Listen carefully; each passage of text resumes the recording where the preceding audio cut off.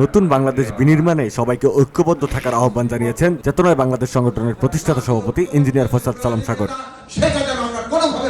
রোববার বিকেলে diploma engineering institute অডিটোরিয়ামে চেতনায় বাংলাদেশ আয়োজিত বাংলাদেশ 2.0 বাংলাদেশের ভবিষ্যৎ প্রতিষ্ঠার জন্য সংস্কার ও মতামত শীর্ষক এক আলোচনা সভায় এসব কথা বলেন তিনি।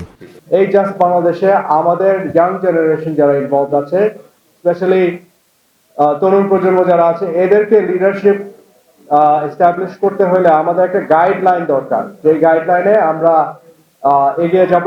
ইঞ্জিনিয়ার ফয়সাল সালাম বলেন, আমরা চাই এই জাতির ভবিষ্যৎ সতেজ হোক এবং বৈষম্য ও বিভাজন মুক্ত একটি উদ্বোধনী সমাজ গড়ে উঠুক। আসুন এই প্রজন্ম থেকে একটি মহান বাংলাদেশ গড়ে তুলি। এটাই আমাদের সংগঠন চেতনায় বাংলাদেশের মূল লক্ষ্য এবং উদ্দেশ্য। তিনি আরো বলেন, আমাদের লক্ষ্য হলো দেশের মেরুদণ্ডকে শক্তিশালী করা, যাতে এমন একটি ক্ষেত্র তৈরি করা যায় যেখানে প্রতিটি শিশু তাদের পটভূমি নির্বিশেষে বিকাশ লাভ করতে পারে। এটি একটি চ্যালেঞ্জ হতে পারে, তবে ইনশাল্লাহ আমরা এটি বাস্তবায়ন করব।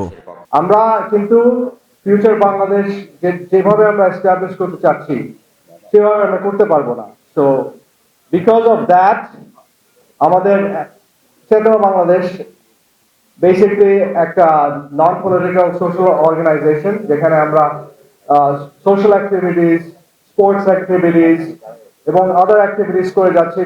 2024 সালের বিপ্লবের চেতনা ছিল একটি নতুন বাংলাদেশ প্রতিষ্ঠা করা। এই নতুন বাংলাদেশ আমাদের চেতনা এবং আমরা সঠিক নীতিমালা বাস্তবায়নের মাধ্যমে এটি তৈরি করব।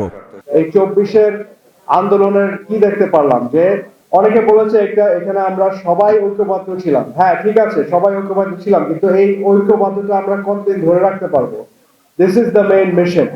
এ সময় উপস্থিত ছিলেন বিএনপির ভারপ্রাপ্ত চেয়ারম্যান তারেক রহমানের উপদেষ্টা ডক্টর মাহাদি আমিন, গণ অধিকার পরিষদের সাধারণ সম্পাদক রাশেদ খান, গণসংহতি আন্দোলনের প্রধান সমন্বয়ক জুনায়েদ সাকি, ঢাকা মহানগর দক্ষিণ জামায়াতে ইসলামীর সাধারণ সম্পাদক ডক্টর শফিকুল ইসলাম মাসুদ, মায়ের ডাক সংগঠনের সমন্বয়ক সানজিদা ইসলাম তুলি সহ অন্যান্য নেতৃবর্গ। আমাদের মতিঝিল চেতনা বাংলাদেশের যে অপারেশন টিম। মেহেদী হাসান রিয়াদ, ভিডিও বাংলা, ঢাকা। আমাদের একটি প্রস্তাবনা দেখেন এখানে লেখা